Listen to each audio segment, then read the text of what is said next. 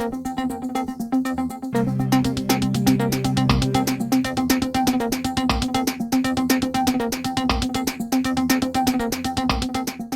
primary goal, of course, with CRP was provide income to be able to purchase and finance the ground, which that did, and then also work with the ground and provide good hunting opportunities and good wildlife opportunities with food plots, with the mid-contract management. Everything we're basically practicing right now is not only to help local water quality or the actual land itself, but provide the income and provide what we need for wildlife production, if you will, and helping the wildlife. What we try to do is strategically locate food plots to benefit certain wildlife. I have different food plots for deer, and of course we'll set deer stands off those plots. Then we'll also have different food plots for the pheasant and quail, and a different set of food plots then for turkeys. Primarily what we're looking at is really trying to provide the food to help the wildlife get through the winter.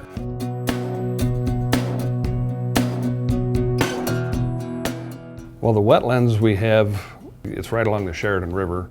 So the thought process was, number one, it was going to slow the water down and any potential erosion that would go into the Sheridan River. So it was really with the concept of filtering that water flow and then getting the benefits that you would see for the waterfowl.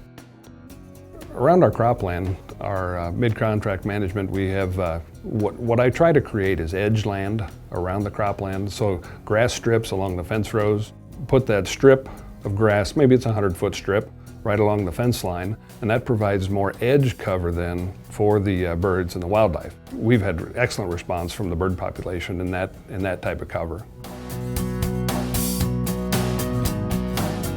I've really experimented with 3 different processes on the mid-contract management. Number one is the disking, which I don't like as much. I've not had as good a response with the disking, primarily because it makes it so difficult to walk across that ground.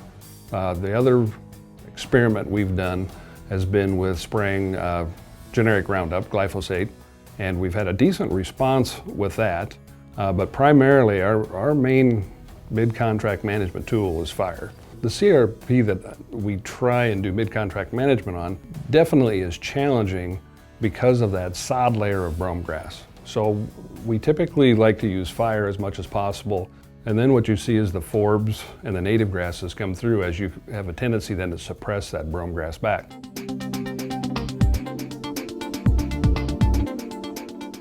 The whole field CRP is a little bit more challenging, and I use the example of my east farm, which is a total of 340 acres that's all together. 210 of that, I believe, is in CRP. I like to try and burn that in 3 different pieces. And the only way to do that is you have to have dividing lines. I strongly recommend using disc lines because it's really difficult for the fire to jump across that bare dirt area. We have a problem in southern Iowa with the cedar trees. They are just there all the time. So fire will kill those cedar trees and any other woody species that's growing out there in that grass. We primarily do back burns. We try to avoid the head fires because those are the ones that burn the hottest and get out of control. But we've also had real good luck with the back burning, especially when trying to get the cedar trees. A lot of times the fire can roll through there too fast and not completely blanch off those cedar trees, or multifloral rose is another one we try and get control of, and a back burn works really good for that. We primarily burn in the spring because I want to remove that thatch from the previous year. That opens that ground, that underneath layer up, and that allows those birds to traverse around in there and still have the overhead protection.